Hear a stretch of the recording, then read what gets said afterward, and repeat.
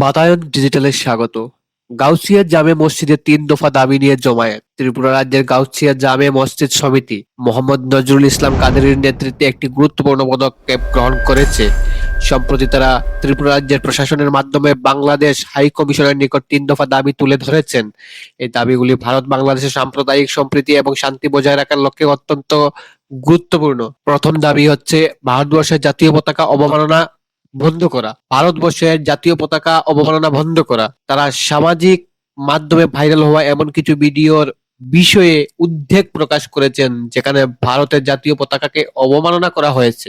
মসজিদ সমিতি দাবি জানিয়েছে যে এই ভিডিওগুলি পোস্টকারী এবং ছড়িয়ে দেওয়ার সঙ্গে জড়িতদের বিরুদ্ধে কঠোর পদক্ষেপ নেওয়া হোক। এই বিষয়ে ভারত ও বাংলাদেশ উভয় সরকারের সহযোগিতা একান্ত প্রয়োজন বলে তারা মনে করেন।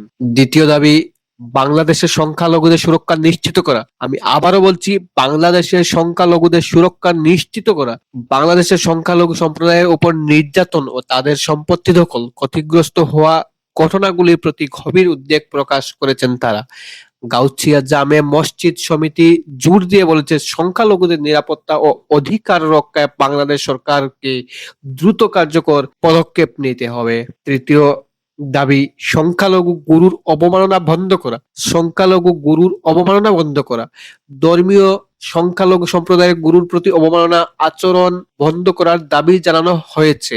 তাদের মতে এই ধরনের ঘটনাগুলি শুধু ধর্মীয় সহিষ্ণুতাকে নষ্ট করে না, বরং সামগ্রিক মানবাধিকারেরও লঙ্ঘন হয়। মোহাম্মদ নজরুল ইসলাম কাদেরী এবং গাউছিয়া জামে মসজিদ সমিতির অন্যান্য সদস্যরা দৃঢ় আশাবাদ ব্যক্ত করেছেন যে বাংলাদেশ সরকার এই দাবিগুলিকে গুরুত্ব সহকারে বিবেচনা করবে এবং ইতিবাচক পদক্ষেপ গ্রহণ করবে। তাদের মতে ভারত বাংলাদেশের মধ্যকার শান্তি ও সম্পর্ক বজায় রাখতে এই সমস্যাগুলি সমাধান করা অত্যন্ত প্রয়োজনীয়। এই দাবি ও প্রতিবাদ শুধু গাউছিয়া জামে মসজিদ সমিতির নয়, এটি দুই দেশের মধ্যে সাম্প্রদায়িক সম্প্রীতি রক্ষার একটি শক্তিশালী বার্তা বহন করে।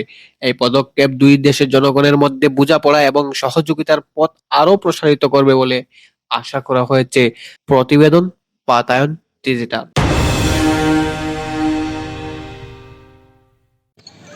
সর্বপ্রথম আপনারা আগত মিডিয়া ভাইদেরকে জানাই ত্রিপুরা গৌসের সমিতির পক্ষ থেকে আন্তরিক শুভেচ্ছা ও মোবারকবাদ। এবং আমরা চাই আপনাদের মাধ্যমে আমাদের আজকের এই আয়োজন যেন গোটা ত্রিপুরাবাসী সহ ভারতবর্ষ চারদিকে যেন এটা বিস্তার লাভ করে এবং সবাই যেন এটা দেখতে পায়।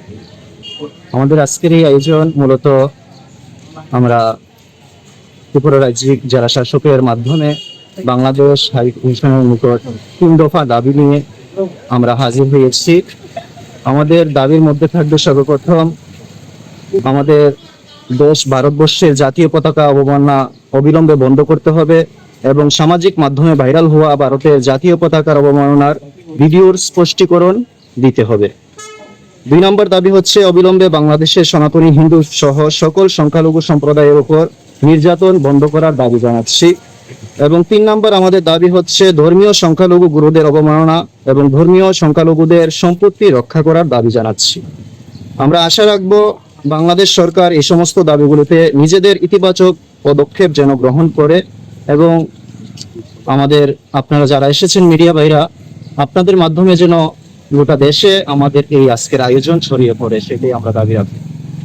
আপনার পরিচয়টা? আমি মোহাম্মদ নজরুল ইসলাম কাদেরী, গাউছিয়া জামে মসজিদ, ইন্দ্রনগর।